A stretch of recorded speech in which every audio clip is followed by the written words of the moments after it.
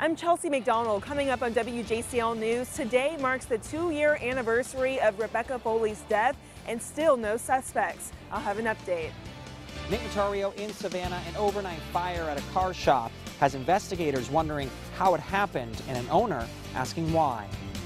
I'm Megan Schiller. Coming up on WJCL News, a 20-year-old pizza delivery boy shot at point blank while trying to deliver a pizza to one of these apartment complexes here. Coming up, I talk exclusively with his family about his long road to recovery and how they hope that the shooter is quickly brought to justice. Temps reach the 70s today, but how much longer will that stick around? Plus, rain's on the way. That and more coming up in your full storm tracker forecast. And now from the Coastal Empire and Low Country studios of WJCL News. WJCL News at 5, working for you. And we have a lot of ground to cover in the next 90 minutes. An Effingham County deputy needs a life-saving operation. Plus, a pizza delivery man is shot while on the job. Family members speaking out in an interview you'll see only on WJCL News. But we start tonight at 5 with the scene you see right behind me. Thanks for joining us. I'm Kevin Holmes. Jennifer has the night off. An arson investigation underway after firefighters say someone torched 7 cars. It happened overnight at a Savannah auto shop. WJCL News, the first station to break this story. And tonight, our own Nick Notario is live at the auto shop with the latest on the investigation. Nick? Yeah, Kevin, the smell of fire still very prevalent here in the air. And let's just go ahead and show you some of the damage caused from overnight. See right there, this was a white minivan. No longer white there on the panel. Just the power of the fire ripped through this thing. Paint is on the ground as well as glass, and the seats inside melted. All that's left, coils. And now officials say they know that this was set on fire, but they don't know by who. And now some nearby hope somebody comes forward with information. This was the scene early Wednesday morning. Savannah firefighters raced to extinguish flames from several cars before it spread to the building. Around 2:30, the fire broke out at Cody's Car Care. Hours later, you could see the damage left behind. Burnt, blown out, totaled. The owner didn't want to go on camera, but a friend tells WJCL News the damage comes after the owner was getting ready to sell the cars. Kind of mad, upset. He put all this hard work into it and somebody just, I don't know, it's kind of disappointing. Officials don't know how the fire started, but they believe it was arson. The fire totaled 7 vehicles. No one was hurt, but the fire did climb a nearby telephone pole, which almost made things worse. That's the danger with arson, because someone who sets a fire sets it and goes away. They have no idea what's going to happen. While the water left behind from firefighters gives a clear image of who's at the shop the following day, the business doesn't own security cameras, so they weren't able to capture who might have done this. And that's why our investigators are asking that anybody that might have some information that may have been in the area at the time and saw something, to give them a call. While the owner didn't have cameras Wednesday morning, friends say he's learned from his mistake. His dad was definitely installing surveillance cameras day and night today. If you have any information on this morning's fire, you can call the arson hotline. The number 1-800-282-5804. Again, 1-800-282-5804. And there is a $10,000 reward associated with this case. So, Nick, fire investigators believe this is arson, but any sign of how this started at all? Well, they don't know exactly where it might have started, and we asked them today if possibly gasoline or what kind of accelerant was used. And they say it's all part of the investigation, and as of right now, they don't have the information to give us tonight. All right, more to come. Nick Notario in Savannah. Thank you, sir. And for a full photo gallery of the arson, just head to our website, WJCL.com. You can find the photo gallery section on our homepage and click the link, Arson Confirmed in Car Burning. Again, it's all on our website. Head to WJCL.com. Also making headlines, Metro officers say a masked gunman tried to rob and shot a pizza delivery boy this weekend. In a WJCL exclusive, family members give us a look at exactly what took place as they make a plea for answers. WJCL's Megan Schiller joins us now live from near the apartment complex where it all went down with this exclusive interview. Megan. Well, Kevin, the family of this 20-year-old says it's going to be a very long road for recovery. They say he was out here just trying to do his job and deliver a pizza on late Sunday night. But something went wrong. He felt like he got a bogus address, and police say that's when a masked gunman jumped out and tried to rob him. That's when the family members say that the 20-year-old hit the gas, and that's when the gunman started firing shots, as you can see on his car. There's a huge bullet hole straight through the windshield. The family tells me the boy's elbow got the worst of it, and the doctors are now trying to rebuild it. The family tells me investigators say that that bullet went through the windshield and ricocheted off of the passenger seat and lodged in the passenger seat floorboard. But just a word to the person or people who did this, you will be called. I will back him 100%. The family hopes police find that shooter sooner rather than later. They're not sure if the shooter targeted the boy, if he was set up, or if he was just in the wrong place at the wrong time. Now, like I said, the family says this 20-year-old has a very long road for recovery to regain the complete movement of his arm. Police don't have a good description yet, though, of this gunman, so they're asking if you have any information to please call Crime Stoppers right away. Reporting live in Savannah, Megan Schiller, WJCL News, working for you. Well, an absconded sex offender has been captured. Chatham County deputies say Daniel Counts III has been taken into custody in South Dakota.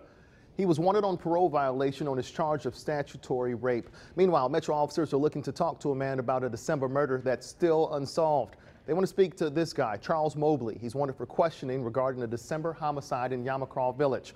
Officers say Jamal Elliott was shot on the porch and killed December 21st. Mobley is known to frequent East Savannah as well as Yamacraw Village. Multiple agencies arrested 6 people in 2 Savannah drug raids. SWAT officers served warrants on Hardin Street and West 41st early Tuesday morning. They seized large amounts of drugs and handguns. Metro Police Chief Joseph Lumpkin says the operation is indicative of what the public can expect as Metro Police step up efforts to on street level drug sales and violence. Now to a story you saw first on WJCL News this morning. A Bloomingdale police officer was involved in an early morning wreck. State troopers say an off-duty officer and a minivan were involved in this crash. Good news, neither driver was seriously injured. Highway 80 was closed for several hours as crews cleared the scene.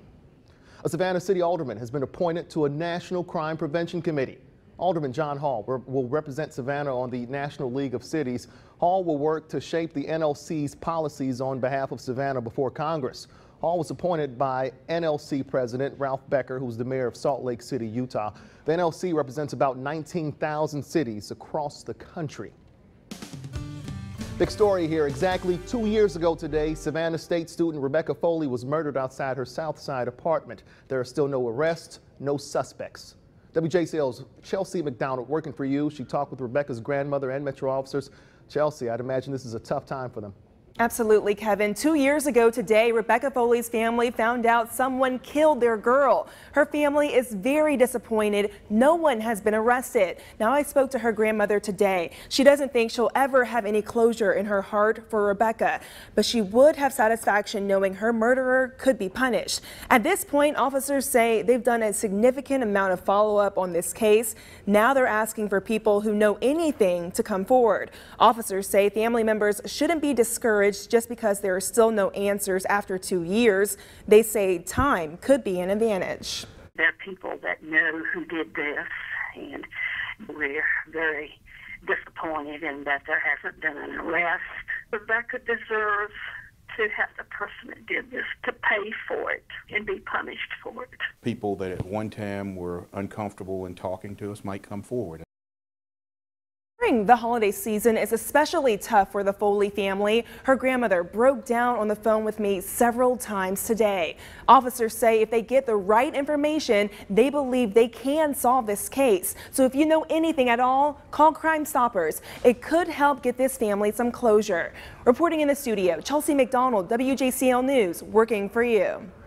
All right, Chelsea, switching gears now to look at your forecast. Picture perfect for January in Savannah. Right, wasn't it spectacular? One of the main reasons you and I probably moved to Savannah, right? Exactly. The perfect winter. Let's go ahead and take a look right now at your current temperatures. You guys, 70 degrees today. This is actually much warmer than the average. We're looking at a 10-degree departure from the norm for this time of year. So 70 in Savannah, further inland, we are looking at the mid to upper 60s in many areas, 68 degrees down towards Midway and Darien. Not only are the temperatures great, but so are the conditions. Take a look at this. The Storm Tracker Live radar showing a quiet scene out there. We are seeing very few clouds in the sky, but also no rain, not yet at least. Tonight's forecast. All right, so temps are going to fall. They're going to drop into the mid-40s, a little nippy out there, and we'll start to see some clouds move into the area. Now, here's a look at the Storm Tracker weather headlines, and one of the reasons I need you to stick around tonight, we've got a lot to talk about. First, we will take a look at our almanac, see how high we actually got today. Then we'll talk about the clouds that are moving in Thursday. Finally, what you need to know. Friday, we've got rain coming. I'll let you know how long it's going to last. That's it for now, though. Kevin, take it away. Thank you, Samara. The Bullitt County Animal Shelter will remain closed for a few more days due to a parvo outbreak. The outbreak was discovered over the weekend in some of its dogs. Parvo, by the way, a highly contagious disease in animals that sometimes can lead to life-threatening illnesses. Right now, the facility, they aren't taking any chances by exposing the public. Right now we go under a quarantine period, so we can go into detailed cleaning, check anybody and monitor anybody else. We go into a deep cleaning, a lot of bleaching, sanitizing, just, you know, keeping it contained. And I mean, that's pretty much it. It's just cleaning, cleaning, cleaning. All right, the shelter could reopen as early as Friday. We're told definitely by Monday.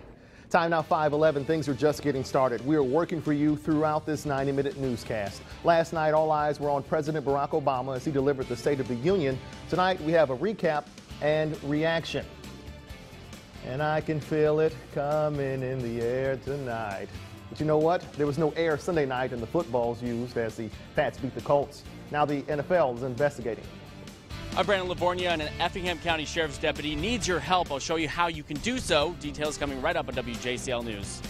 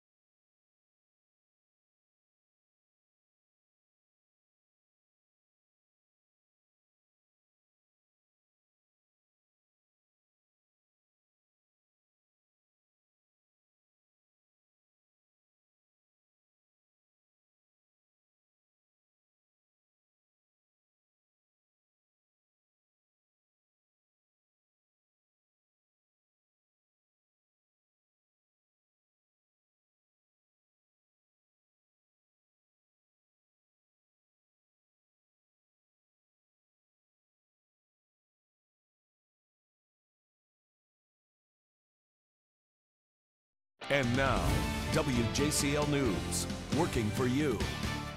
Welcome back. Time now 5:13. And after protecting Effingham County for the last 8 years, a deputy needs your help for a new lease on life. Deputy Ivy Williamson suffers from a kidney disease and he needs a new one. Our own Brandon Livornia talked with the deputy earlier today. Brandon. Two things that run in Deputy Williamson's family. One is serving in law enforcement, and unfortunately for him, high blood pressure is the other. He's asking anyone for some help at a normal life. Deputy Ivy Williamson has been with the Effingham County Sheriff's Office since 2008. Sheriff Jimmy McDuffie says the office is a family. So when one of his deputies began suffering from severe kidney failure, he approved a move that would put Williamson behind a desk so he could focus on getting healthy. And when you see one of you guys that's got health issues like this, you want to try to go that extra step to help out when you can. Currently, Williamson requires dialysis every night. I use 1 box of dialysate a day. Williamson was diagnosed with high blood pressure before he joined the sheriff's office, a common health problem in his family. High blood pressure is called the silent killer because you don't know you have it until normally it's too late. Williamson says he changed his diet, but doctors told him it was not enough to stop his kidney disease. He's now end stage, what doctors call stage 5 renal failure. It took 7 years for it to go from 30 to 40% to 10%. Every night before his kids would go to bed, Deputy Williamson would read them a bedtime story. Now, he spends 20 minutes getting ready and hooking this machine up to him and has to stay in the room by himself. And this is the line that hooks to me right here. Then this line and one of these lines hook to the 2 dialysate bags. Being O negative, the deputy is a universal donor, but needs an O-type match in his blood group for a proper kidney match. Williamson says he just wants to be able to see his kids, son Daniel and daughter Kaden, grow up. Be able to be around to see her, of course, graduate high school, graduate college, and be the one to walk her down the aisle whenever she gets married. Currently, Williamson is on a 5-year transplant waiting list. Now, if you're not a match, you can also donate money. Williamson's operation will cost roughly $10,000. An account at the Rincon Bank of America has been set up in his name. In the studio, I'm Brandon Livornia for WJCL News, working for you. Well, we certainly hope this story reaches someone who can help. Thanks, Brandon. If you remember, WJCL has been telling you about a child from Pooler in need of a kidney for some time now. 8-year-old Zachary Pritchett and his family. They hope Zachary would have a kidney by Christmas.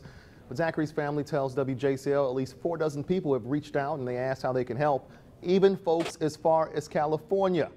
We'll be sure to let you know if Zachary receives a kidney donation. For Zachary's full story, just search kidney for Zachary on our website, WJCL.com. Time now 5:16. In our next half hour, we're talking wedded bliss and banknotes. A new study says there's a big mystery when it comes to money and your honey. And for the first time in 10 years, look at that. Oreo is rolling out a new cookie flavor just in time for Valentine's Day. Samara Theodore in for Chief Meteorologist Jeff Kirk. The weather is really a sweet treat. I know, right? Yeah. Yeah, well, weather's looking pretty good too, but we do have some changes that will surely ensue. That will be Friday, so make sure you stick around. We'll talk about that in your full storm tracker forecast.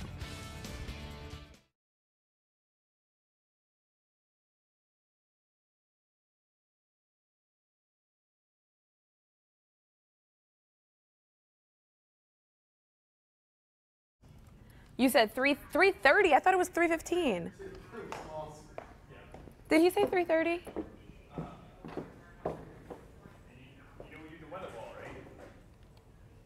Do not know that. When did that happen? Oh. Jeff hasn't taken off since then. It's big weather, you said? Well, I do it in the morning, so. You have to, most of the time, he'll tell you when you might have to walk out and they take a 7-day full. Like, you mean right before?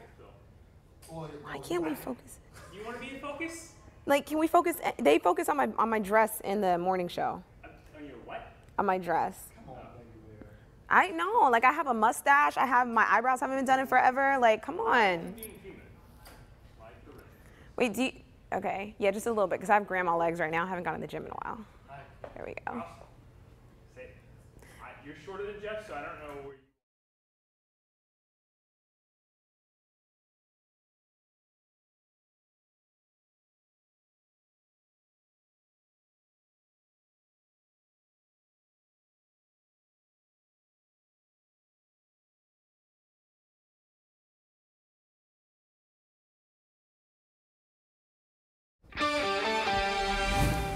Welcome back. I'm meteorologist Samara Theodore, and we are starting off with our Storm Tracker weather headlines. All right, so 70s today in many areas is what we reached. We'll take a look at the highs. Also, more clouds are on the way for our Thursday. Finally, that rain is going to be arriving Friday, so we're going to talk more about that as we head throughout the forecast tonight, though. Expect temps to drop. So it was warm throughout the day. It's going to be a little cooler overnight. We will drop down into the mid-40s. Still a little warmer than we normally are at night for this time of year. Fair and cool cool, some clouds moving in. So here's a look at some of the highs today. 72 degrees in Savannah, 62 up in Atlanta, 72 as well down towards the islands. And you know what? The average for this time of year is about 60 degrees. So we really lucked out with some nice temps today. Current temperatures, 70 degrees. We are dropping. We are seeing temps in the mid to upper 60s further inland right now. So that's kind of the temperature scheme that we have out there. Still warm, still fair, not too windy. So these are really the feel like temps. Okay, so we've got a look at our storm tracker live radar. Also superimposed is the satellite imagery where you can actually see that disturbance that was up in the northeast, bringing them a lot of snow and rain. Thankfully for us, we're not seeing that wintry weather. But here's a look into your future. If you look out west over Texas right now, we do have an area of low pressure that's going to continue to develop, especially along the Gulf as it continues to propagate towards us. And that is going to be the reason for our rain as we head into Friday. But for now, a look at the coastal empire and low country. Very quiet, as I said, and not only that, but it's dry out there. That's a good thing. Savor it now because it will change. Speaking of which, the models do agree with my forecast. The next 3 days, this is what you can expect. All right, so as we head into Thursday, we'll start to see the first round of clouds move in. Very thick coverage. Then by Friday, the rain will approach the area just around 10 a.m. We'll start to see some of those showers further inland and south of I-16. Then after that, the entire area really engulfed by these rain showers, some of which could be moderate to heavy at times. We'll keep an eye on that. But the good thing is, as we head through Saturday morning, it'll get better, it'll get drier, and we'll start to see some breaks in the cloud by the afternoon. So that's a good thing. Here's a look at your Thursday day planner. Again, starting off around 49 degrees. Chances for rain tomorrow are significantly low. We're going with mostly cloudy conditions. Well, like I said, the arrival of the clouds will come first. Highs tomorrow not as warm, but we will reach the upper 60s for many areas as we head towards the evening. Also cloudy with temps falling into the 50s. So here's a look at your weekend forecast, because I know a lot of you are like, all right, Samara, just get to the weekend, because that's what we want to talk about, right? So Saturday, we're going to see temperatures around 56 degrees. Notice the chance for morning showers. That same storm that's going to be impacting us Friday, it's going to move through Saturday morning, and some of those showers will linger. But by Sunday, we'll get lots of sunny skies returning, temperatures topping off around 60 degrees. Not too shabby. For your marine forecast, if you're planning on taking the boat out, things will significantly change with that same system riding across central Florida and then hitting us along the coast here. So Saturday is the day I think that you might have some concern, as well as Friday. Winds out of the northeast at 20 knots. We are seeing waves a little high at 6 feet. For your pollen report, right now, trees is actually high. Mold is high as well. Weeds low, grass not much to worry about. And a look at your sun and tides. High tide at 9:18 tomorrow morning. Sun rising at 7:24 and setting at 5:49. And finally, a look at your Storm Tracker 7-day forecast if you're planning ahead. All right, so let's break it down. Lots of sunshine for your Thursday, with some clouds making their way in the early afternoon. So we'll start off with some sunbeams, but by the afternoon, the clouds will arrive.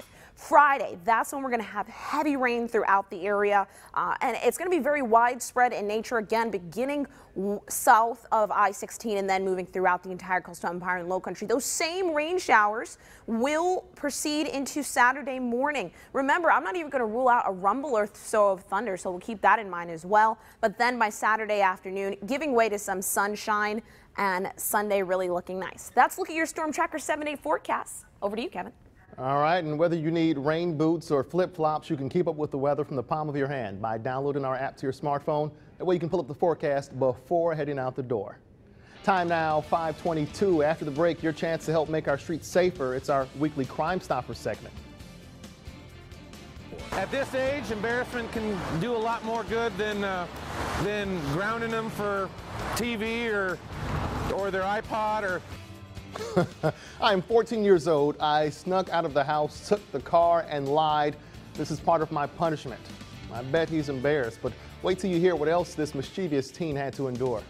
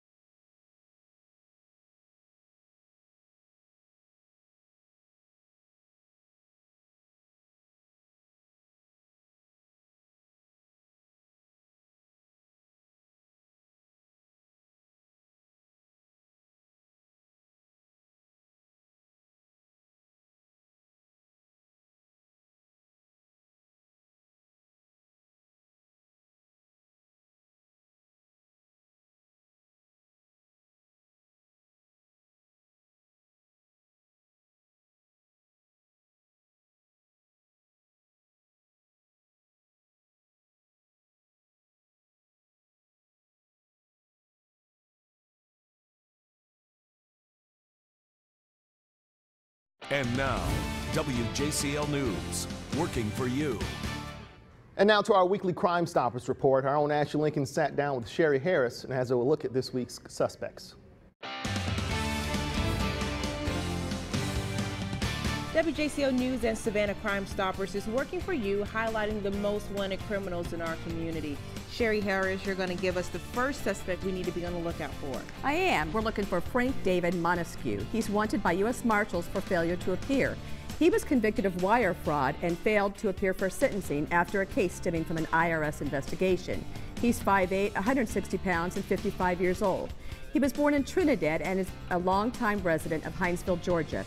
He has owned both a taxi company and a landscaping company in the Liberty County, Hinesville area. He was last known to be in the 700 block of Madison Drive in Hinesville. Martin Drew Wall is also a convicted sex offender wanted for failure to register as a sex offender. Wall was convicted in 2012 for enticing a child for indecent purposes. He has failed to report to his parole officer and has not updated required information with sheriff's deputies. He's 5'8", 250 pounds, and 39 years old. He has a snake tattoo on his left arm and a skull tattoo on his back. He has been known to frequent the downtown Savannah area. He has ties to foreign countries and may have fled the U.S. And you can contact Crime Stoppers 24 hours a day with information about these or any unsolved case.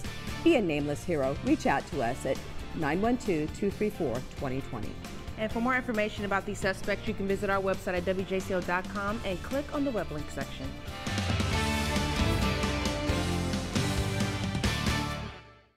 Deputies need your help finding the latest child support violator. The Chatham County Sheriff's Office looking for Linwood Rose. He owes $50,000 in child support. His last known address was on Dawson Avenue, so if you can help, call Crime Stoppers. All right, get this. Of all the things a college student can spend $500 on, this guy spends it on this. Take a look. 13,000 plastic balls for his dorm room. That story bouncing off the walls in today's Take a Look at This. And from bouncy balls to underinflated ones, we have new details on Deflategate.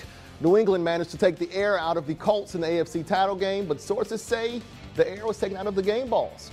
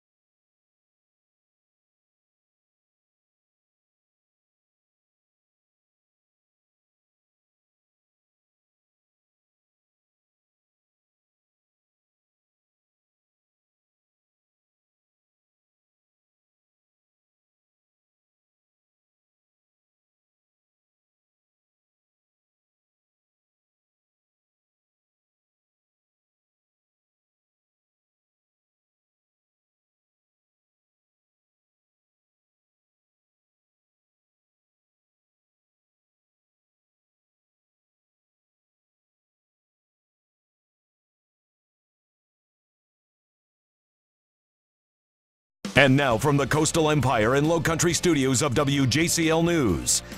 WJCL News at 5:30. Working for you. Welcome back. It is 5:30 and plenty more ahead during WJCL's 90-minute newscast. If you're just tuning in, we'll bring you up to speed on some of the stories we're working on tonight. We are following an overnight arson that totaled several cars. Investigators say they were called to a fire around 2:30 this morning near Montgomery and West 58th Street. WJCL's Nick Notario is live with a look at the damage, and he'll have the latest on the investigation. Plus, a pizza delivery man recovering after being shot Monday afternoon. WJCL's Megan Schiller talks with family members about what happened in an interview you'll see only on WJCL. Plus, WJCL has a story of a local deputy in desperate need of a kidney transplant. That deputy tells WJCL's Brandon Livornia he just wants to get better for his family. President Barack Obama spent last night